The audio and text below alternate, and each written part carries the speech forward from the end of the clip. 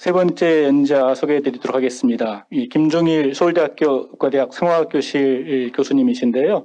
서울대학교 의과대학에서 현재 유전체 의학 연구소장을 맡고 계시고요. 최근 3년 동안 네이처 커뮤니케이션, 저널 오브 클리니컬 인베스티게이션, 네이처 제네틱스, 네이처 클리니컬 캔서 리서치 등의 유수한 논문을 발표하셨습니다. 오늘 김종일 교수님께서는 서울대학교 의과대학에서의 의사과학자 양성 프로그램 현황에 대해서 말씀해 주시겠습니다. 부탁합니다. 네, 초대해 주셔서 감사합니다. 그리고 무엇보다 이 새로운 이 건물의 이 개관을 축하드리고 또 이 더불어 이제 가톨릭과대학의 여러 가지 발전을 기원합니다. 사실 그리고 제가 짧게 좀 들어와 보면서 새 건물이 너무 부럽고요. 그래서 또 역시 또 우리 학교에 가서 또 이렇게 얘기하고 가톨릭은 이렇게 잘해놨다더라 이렇게 좀 또 자랑하고 또 서로 자극받고 또 저희도 지어달라 그러고 그렇게 해야 될 것 같습니다.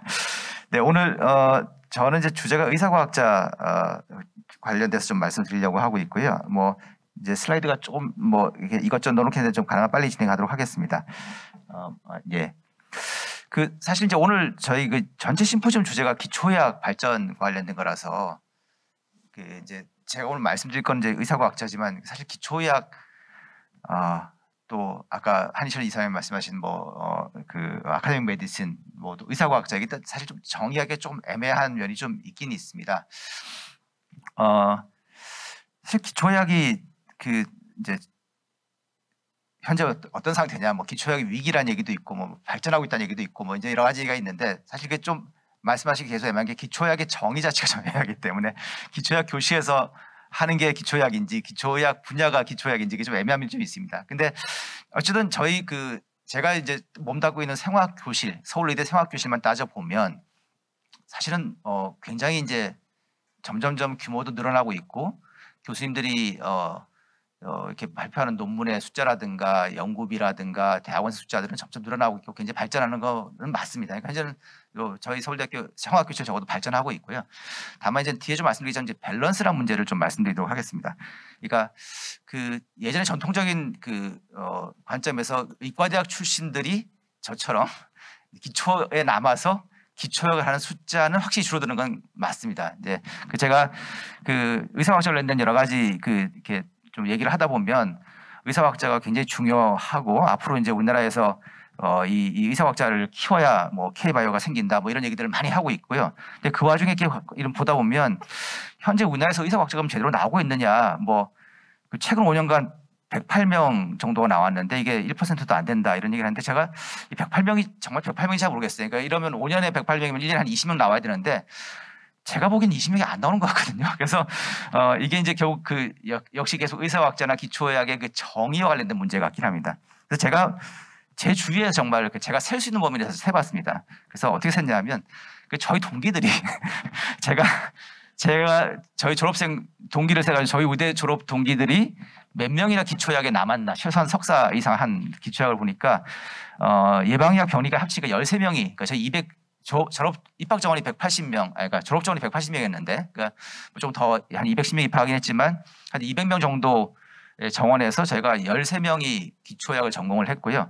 그 중에 이제 흔히 뭐 그 전공의 과정에 있는 예방의학이나 병리학을 제외하더라도 8명이 이제 흔히 얘기하는 순수 기초를 해서 저희가 제 경험상 제 주위에 항상 1년에 한 10명 정도 가까이는 기초를 했던 것 같습니다.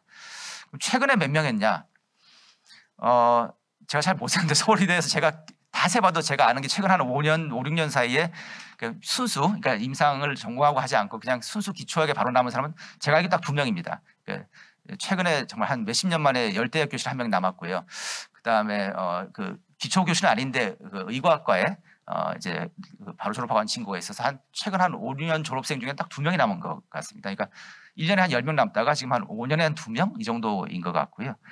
저희 생화학교실을 따져봤습니다. 저희 생화학교실에 또 이제 이건 조사할 수 있으니까 제가 생화학교실에 남았을 때 제가 90년 졸업인데 제 아래 위로 저랑 조교를 같이 했던 그러니까 적어도 한 3년 위부터 제 한 4년 아래까지 저랑 적어도 겹쳤던 사람들로 서울의대 출신으로 했던 사람을 세보니까 13명이더라고요. 그러니까 8년 동안에 13명 정도의 졸업생이 서울대 생화학교실에 남아서 생화학을 전공했습니다.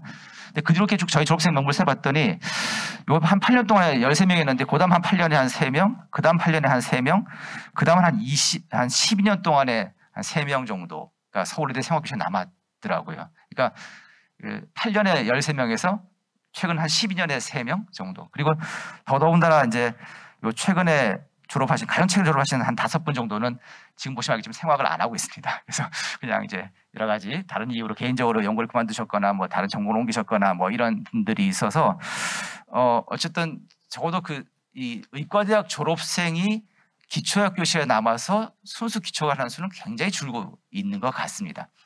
근데 그게 뭐 아까 말씀드린 것처럼 저희 그렇다고 이제 뭐 저희가 교실이 좀 뭐 망했거나 연구를 못한다는 건 아니지만 저 밸런스의 문제는 확실히 있는 것 같습니다. 의사과학자도 마찬가지인데요. 그 의사과학자의 현재 뭐 숫자가 몇 명이나 얘기할 때 이제 항상 계속 고민이 되는 게 의사란 거는 정의가 명확한데 의사 면허증이 있냐 없냐 가지고 의사를 정의할 수 있으니까. 근데 이제 과학자란 거는 과학자 면허증이 따로 있는 것도 아니고 뭐 과학자 자격증이 있는 것도 아니니까 어디까지를 의사과학자라고 해야 되냐. 그래서 뭐 의사과학자를 하려면 최소한 뭐 기초교실에 교수를 해야 의사과학자라고 할 건지 아니면 박사를 기초에서 따야 의사과학자라고 할 건지 뭐 사실 굉장히 정의하기 애매하고 그 의사과학자를 잘못 정해버리는 순간 거기 속하지 않은 사람들은 나는 의사과학자 아니냐? 뭐 이제 이렇게 얘기가 될 것 같아서 저는 굉장히 조심스러운 문제고 저는 개인적으로 제 개인적인 견해입니다만 의사는 다 과학자라고 생각합니다. 설사 개업하신 분이라 하더라도 개업하신 분이 환자 보다가 뭔가 굉장히 재밌는 현상을 발견하고 거기서 궁금해서 탐구하면 그게 과학자로서의 어떤 선택을 한 거기 때문에 의사랑 포텐셜이 다 과학자라고 생각합니다. 그래서 의사과학자가 따로 있지는 않다고 생각하는데 그럼 결국 잘못하면 다시 얘기하면 뭐 의사과학자 더 키울 필요 없냐 이렇게 얘기가 나올 것 같아서 제가 생각하는 건 계속 밸런스의 문제라고 생각합니다.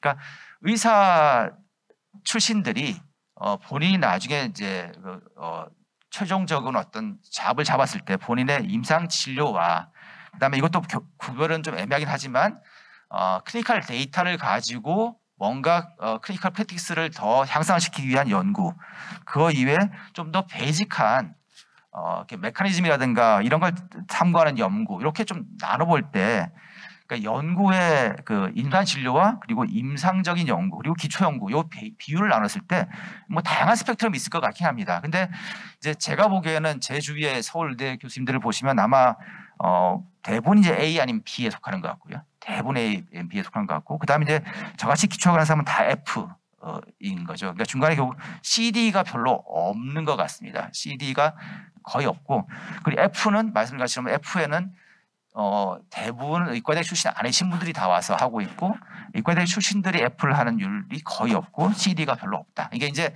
결국은 저는 의사과학자 어떤 사람이 의사과학자가 아니라 의사과학자는 골고루 있어야 되는데 이 CDE 그룹에 해당하는 의사과학자가 턱없이 부족하다인 것 같습니다. 그럼 이게 CD가 필요 없어서 안 하는 거냐? CD를 하는 사람 관심도 없고 CD를 할 필요도 없고 뭐 그래서 그럴 수도 있는데 실제로 제가 그 의과대학 입학생들한테 대략 뭐 이런 그래프를 보여준 거 아니지만 이런 식으로 얘기를 하면서 너는 뭐가 되고 싶냐라고 물어보면 뭐 제 앞이라서 그런지 모르지만 서울의대 졸업 입학생들의 상당수는 저는 CD 정도, CD 근처 정도의 일을 해보고 싶습니다라고 하는 친구들이 상당히 많습니다. 그러니까 저도 입학할 때는 저는 베이직 리서치를 좀 하고 환자도 좀 보긴 보겠지만 베이직 리서치를 상당히 제 연구의 제 시간의 대부분 또는 상당 부분 하는 의사가 되고 싶습니다 하는 율이 적어도 한 절반은 되는 것 같은데요. 근데 이게 졸업하고 나서 실제로 진로를 정할 때는 못하는 건지 안 하는 거지만 A, B밖에 없고 가끔 극소수가 F하고 중간에 하나도 없다. 그러니까 결국은 이 여러 종류의 의사과학자가 필요한데 우리 현재로서는 그러니까 뭐 임상의학도 발전해야 되고 다 발전해야 되는데 이 CDE에 해당하는 분야가 필요하지만 너무 없고 하고 싶어도 할 기회가 없다. 이게 이제 저는 가장 큰 문제의 밸런스의 문제라고 생각을 합니다. 미국도 뭐 잘 아시겠지만 이제 이런 그 피션 사이언티스트라는 이런 텀 자체를 가지고 이게 그냥 미국이 자연스럽게 이 피션 사이언티스트가 발전한 건 아니고 굉장히 적극적으로 이 피션 사이언티스트를 키우기 위한 노력을 해왔고 또 이런 그 계속 지금 노력하고 있고 현재도 문제가 뭔가를 이제 계속 찾아 나가려고 하고 있는데 어쨌든 뭐 대표적으로 예를 들면 뒤에서 말씀드린 옐로베레라는 이런 프로그램들을 봐도 이제 NIH에서 열람전에 가는 대신에 이 NIH에서 근무하게 하고 이 사람들 연구에 투입한 이런 것들이 이제 의사과학자 프로그램에 좀 치초에 해당한다고 생각하는데요. 저도 여기도 굉장히 부러웠던 게 저희가 계속 이제 그 저희 의사과학자를 위해서는 뭐 군대를 빼달라는 것도 아니고 뭐 저 전문 연구원 이런 걸 좀 해달라고 하는데 저희가 항상 부딪히는 게 의사들이 이제 군대 대신에 연구하겠다는 마치 이걸 병력 회피, 그러니까 마치 의무를 회피하고 뭐 좀 편하게 살아보겠다고 하는 것처럼 보이는데 여기는 이쪽에 그런 분들을 그린베레처럼 옐로우베레, 그러니까 총을 드는 대신에 연구실에서 연구하는 것도 결국 애국하는 길이고 전투와 마찬가지로 충분히 국가에 기여하는 길이라는 이런 타이틀을 붙여줬다는 게 저는 굉장히 부럽다고 생각을 합니다. 그리고 실제로 이 월남전 때문에 군대 대신에 이걸 옐로우베레를 선택했던 분들 중에서 노벨 수상자가 어마어마하게 나와서 이것도 미국에서는 그때를 골든 이러라고, 그때가 황금기였다고 얘기하는 걸 보면, 그러니까 이 사실은 이런 군대라는 그런 혜택 당근을 가지고 의사들이 이 연구를 하기에 좀 이끌어주는 거는 사실 어느 정도의 그런 당근은 반드시 필요한 것 같습니다.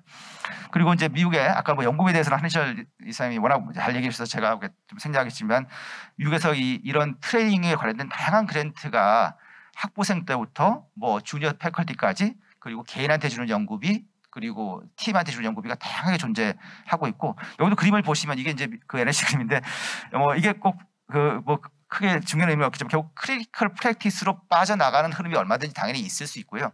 이 클리니컬 프랙티스로 빠져나가기 전에 최대한 이 기초 이 베이직 리서치 풀에서 오래 머물게 하는 다양한 유인 요인들이 존재하고, 결국 일종의 최종적인 목표는 아로온 그랜트, 이제 우리 같으면 중견 과제에 해당하는 그 아로온 그랜트를 스스로 따는 연구자까지 성장시키는 율이 몇 %가 될 것인가, 이런 걸 일종의 공식적인 아니지만 일종의 지표로 삼고 이렇게 얼마나 여기까지 남길 것인가라는 걸 노력하는 걸 좀 볼 수 있고요.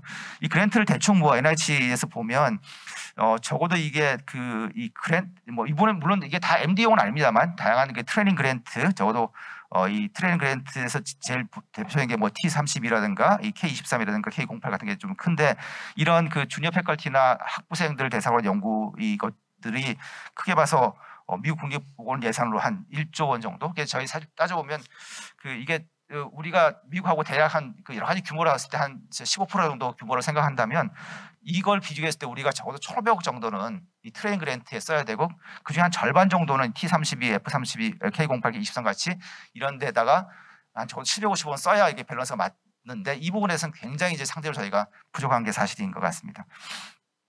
이제 또 하나 이제 의과대학 미국 의과대학 생들을 대상으로 제가 인터뷰를 하고 있을 때 항상 부러웠던 건데, 이제 대충 미국의 하버드나 스탠포드 같은 대학에서의 이제 학생들의 이게 대충 라이프 사이클을 보면 제가 특히 이제 하버드 학생들 인터뷰했었는데 거의 모든 학생이 거의 100% 본과 1학년 1학기에 해당하는 이제 9월에 입학하면 12월까지 대충 아이디어를 짜서 그 다음에 한 본 2월 정도까지 연구 프로포절을 100% 다 쓰고요. 그리고 이 학생들이 이걸 가지고 여러 가지 학회라든가 NIH라든가 또는 아니면 학내에서 어떤 그랜트를 받아가지고 썸머 스튜던트에 100% 들어가고 있고, 그리고 이 학생들 중에서 뭐 그 MD-PhD나 이런 MD-MPH 같은 공식적인 학위 프로그램이 아니더라도 최소한 1년 정도의 그 갭을 가지고 그러니까 학업을 중단하고 1년 이상의 풀 리서치를 하는 걸 갭이어라고 하는데, 그 갭이어야 하는 퍼센티지가 스탠포드 같은 경우는 75%, 무려 75%. 그러니까 전체 의과대 학생의 75%가 4년 만에 의대를 졸업하지 않고 최소한 1년 이상의 풀타임 리서치를 경험하고 졸업을 하고 있고, 그리고 이런 배경에는 스탠포드 대학 교수님의 어떤 무언의 메시지가 우리가 스탠포드에서 바르는 대학생 이런 학생들이다. 그러니까 오히려 이런 걸 거치지 않고 바로 4년 만에 졸업하는 그 25%는 별로 우리가 원하지 않는 학생이다라는 메시지를 주는 게 굉장히 중요한 거라고 생각합니다.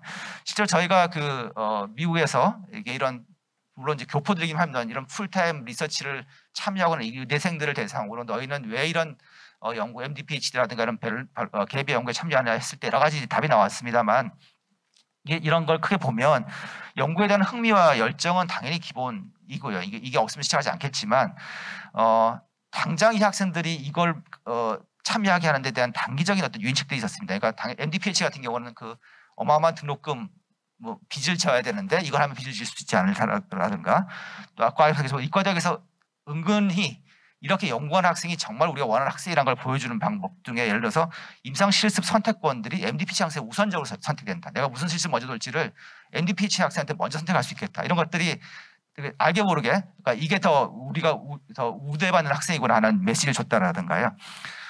또 본격적으로 이렇게 물어보다 보면 결국은 이제 이런 걸 하는 아주 공적인 이유는 장기적으로 이걸 해야 취직하기도 좋고 뭐 레전트 낳기도 좋고 뭐 교수 되기도 좋다는 이것도 당연히 이제 깔려 있고요. 그 다음에 이런 걸 선택하는 데 있어서 이 뭐 선택하는데 굉장히 뭐 어려움이 있다거나 어마어마하게 복잡한 그랜트를 써야 된다거나 이게 아니라 굉장히 다양한 시기에 다양한 방식으로 이런 프로그램에 어플라이할 수 있는 기회가 많이 열려 있다. 이런 것들이 큰 중요한 요인인 것 같습니다. 그러니까 상대적으로 나중에 또 말씀드린 저희랑 비교해 본다면 저희 학생들도 이 흥미 열정은 충분히 있는데도 불구하고 이런 그 서포트들이 부족하기 때문에 상대적으로 저희가 연구에 들어오지 않는 게 아닌가 생각을 합니다. 실제로 저희가 인터뷰를 해보면 한국의 인턴들을 대상으로 해보면 상당히 관심들은 다 가지고 있습니다. 가지고 있는데 실제로 이제 안 하는 여러 가지 이유가 있는 거죠. 뭐 여러 가지 국내에서 의사과학자 프로그램들도 많이 있고 뭐 이렇게 다 성과도 있었고 했습니다만 이제 저희는 그 약간 저희 서울대학교에서 자체적으로 했던 프로그램과 지금 카톨릭들도 하고 계시지만 이제 최근에 이제 시작한 융합형 의사과학자 프로그램에 대해서 조금 소개를 하도록 하겠습니다.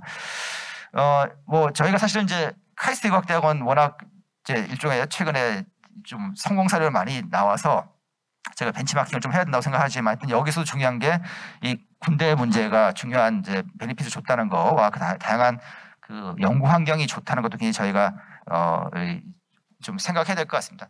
좀 뭐 약간 웃긴 얘기긴 하지만 최근에 저희 그 서울대 의과학과에도 합격하고 카이스트에도 합격한 친구가 결국은 카이스트를 선택했는데 저희가 좀 여러 가지 다양한 말로 꼬시면서 아이도 서울대 남으라고 했는데 그중에 결정적으로 자기는 카이스트 가야 되겠다 한 이유가 거긴 기숙사가 있어서 가겠습니다라고 하더라고요. 서울대는 기숙사가 없는데 서울대 기숙사 줘도 2인 1실 써야 되는데 거기는 단독방 기숙사를 줘서 카이스트 가겠다. 그래서 뭐 그게 진짜 뭐 그만은 아니겠지만 사실 그런 여러 가지 여건도 굉장히 학생들이 그 진로 선택할 때 중요한 요인이라고 생각합니다. 이것도 뭐 그냥 저희 융합형제의사학자가 시작되면서부터 이게 전체적으로 현재 학부생 때부터 신지의사학자까지 여러 가지 이제 다양한 전주기적으로 시작이 될 것 같고요. 저희가 제가 죄송합니다. 슬라이드가 중간에 빠진 모양입니다. 이제 전공의 선발이 이제 시작돼서 이 1기, 2기, 3기 쭉 진행되고 있고 그다음에 이 전일제 과정이 시작되는데 이게 보시면 아시겠지만 이제 전일제 과정에 참여하는 이 스펙트럼을 보시면 초기에 서울대 출신의 초기에 참여했던 것들은 저희가 기초연구 연수위 과정이라고 해서 2010년부터 일종의 기초학을 양성하겠다고 기초에서 풀타임 대학원을 하면 1년에 4천만 원씩 지원했던 학생들 1년에 한 5명씩 선발했던 학생들이 이제 이 전일제를 지원했다면 최근에 이제 이 융합형 의사과학자가 과제가 된 다음부터는 이런 임상 전공을 마치고 이런 풀타임 리서치에 들어오는 학생의 비율이 점점점 늘어나고 있습니다. 특히 저희가 그 첫 해 이제 융합형 의사과학자 과제 첫 해 10명을 학생을 선발했는데 그 10명의 학생들을 보면 그 중에 저희가 전일제를 하는 게 오블리게이션 아니었음에도 불구하고 10명의 전공의 중에 지금 한 명은 아직 워낙 일찍 시작하면 아직 전공의를 마치지 못했고 현재 한 전공을 진행 중이고 전공을 마친 9명 중에서 이 지금 3명 빼고 6명이 전일제 박사를 하고 있고 2명도 사실은 하기 싫어서가 아니라 이렇게 약간 이렇게 시간을 못 맞춰가지고 군대 일종에 끌려가긴 했지만 이 학생들도 연기를 하고 싶었던 학생이어서 사실 저희가 이렇게 판을 깔아주니까 생각보다 이 풀타임 리서치는 많이 한다는 그런 경험을 가지고 있습니다. 그리고 이제 최근에 저희가 그 학사사 연계 과정을 만들어서 이건 이제 시작한 지 3년 됐고 올해 학사사를 한 친구 중에 첫 1기가 이제 올해 8월에 이제 의대를 본과를 3년 반 만에 조기 졸업하고 이제 대학원 석사에 들어오는 게 올해 첫 9월이 되겠습니다. 그래서 첫 해 저희가 이제 본 1, 2 합쳐가지고 한 8명 정도가 어플라이해서 시작했는데 지금 현재 올해 4명, 5명이 지금 이번에 석사에 들어오게 돼 있습니다. 뭐 그리고 이제 계속 저희가 이런 과정을 이렇게 홍보를 여전히 열심히 하고 있습니다만 아직도 잘 모르시는 분들도 있고요. 이제 요거 마지막으로 말씀드리겠습니다. 저희가 이렇게 다양한 뭐 이 융합형 의사과학자니 뭐 기초연구 연수니 뭘 해도 계속 가끔 이제 전공의들이라든가 임상 교수님을 만나면 여전히 잘 모르겠다. 그 뭐가 굉장히 복잡하다는 건 들었는데 아직도 잘 모르겠다 이렇게 얘기하셔가지고 그 서울대학교에서는 최소한 이거를 좀 코드화하자 해서 이게 학부생 대상, 그다음에 대학원생 대상, 그리고 박사후 대상으로 일종의 이제 코드를 만들어서 예를 들면 이거 요 위에 1로 시작하는 건 학부생, 2로 시작하는 건 대학원생, 3으로 시작하는 건 포다. 그다음에 0으로 시작하는 거는 의대 서울대 자체 프로그램, 그다음에 2자 이상으로 붙은 건 외부 지원 프로그램 이렇게 이제 코딩을 했고요. 예를 들어서 융합형이사학적 전공의 과정 이거는 그냥 G221 과정 이렇게 좀 얘기를 하고 있습니다. 그래서 이렇게 해서 지금 이제 이것들 코드화해서 좀 안내를 하고 있고요. 그러니까 이제 이렇게 보다 보니 이 페이스 3가 텅 비어 있는 게 보이고 페이스 3에 특히 학내 자체 지원 프로그램이 하나도 없다는 게 보이지 않습니까? 이제 좀 약간 보라고 써놓은 거긴 한데 이제 그러다 보니까 저희 그 병원장님하고 학장님이 그럼 올해부터 예산을 확보해서 요 과정 페이스 3에 대한 서울대 자체 프로그램을 지원하시겠다고 약속을 하셔가지고 올해부터 예산이 이제 집행될 예정입니다. 그러면 저희가 요 과정도 만들어서 이 전공의를 마친 박사를 마친 친구들이 포닥 내지 어떤 그 연구 전임의를 하는 그런 풀타임 하는 경우에 대한 지원 프로그램이 올해 만들어질 예정입니다. 그리고 계속 이런 것들이 이게 일시적으로 진행되고 없어지고 또 뭐 복잡해지고 이러는 걸 막기 위해서 저희가 이제 이거를 서울의대 규정을 만들고 있고요. 그래서 현재는 의사학자 운영위원회라는 걸 처음에 만들어가지고 여기에 뭐 학장님, 뭐 병원 기초실장님이 당연지로 들어오셔가지고 이렇게 참석하도록 만들었고, 근데 이렇게 만들어 놓고 보니 위원회는 있는데 행정 조직이 손발이 없어가지고 올해부터는 이걸 사업단이라는 아예 행정 조직이 하나로 만들어서 학장 직할로 의사학자 양성 사업단이 있고 그 단 안에 이제 페이스 1, 2, 3를 진행하는 실무단이 만들어진 아예 행정 조직으로 구성이 돼서 최근에 한 3일 전쯤에 저희 교수회의를 통과했습니다. 그래서 아마 올해 사업단이 만들어지고 일단 초기 사업단장은 제가 맡을 것 같긴 한데 이렇게 이제 실무원이 구성되면 좀 더 체계적인 집행이 되지 않을까 생각합니다. 최근에 여러 가지 좀 흐름들이 많이 있고 이런 의사학자를 키우겠다는 좀 국가적인 흐름도 있어서 이제 이걸 저희가 잘 좀 이용을 해야 될 것 같고요. 저는 이제 여러 가지 아까 얘기했던 단기적 유인책 뭐 여러 가지 중요하지만 전 제일 중요한 거는 이렇게 의사를 트랙을 한 사람들이 굉장히 좋은데 잘 취직하고 잘 대접받는 거를 보여줘야 우리 후배들이 또 이 과정에 나도 해보고 싶다고 하지 않을까 생각을 해서 새로 의사학자를 많이 만들고 중요하지만 현재 막 쏟아지고 그래도 조금씩 나오는 그 의사학자들을 좀 저희가 좀 잘 케어해서 연구할 수 있도록 좀 지원해 줘야 되지 않을까 이렇게 생각을 하고 있습니다. 네, 이상입니다. 감사합니다. 네, 김정일 교수님 감사드립니다. 제가 한 가지만 여쭤볼게요. 그 학석사 연계 프로그램을 시작한 지가 한 4년 되셨나요? 이제 3년 처음 모집한 지 3년 됐고요. 올해 이제 첫 입학생이 나옵니다. 예, 남녀 비율은 어떻게 됩니까? 그러니까 제가 지금 전체 현재까지 선발된 학생이 한 12명, 그러니까 현재 이제 학부생까지 하면 한 12명쯤 되는 것 같은데요. 제가 기억하기에 그중 여학생이 한 3명 정도 있었던 것 같습니다. 남학생이 많네요. 네, 확실히 남학생이 많습니다. 네. 예, 역시 좀 시간이 부족해서 이렇게 혹시 이 질문 있으신 분들은 개인적으로 해주시기 바랍니다. 감사합니다.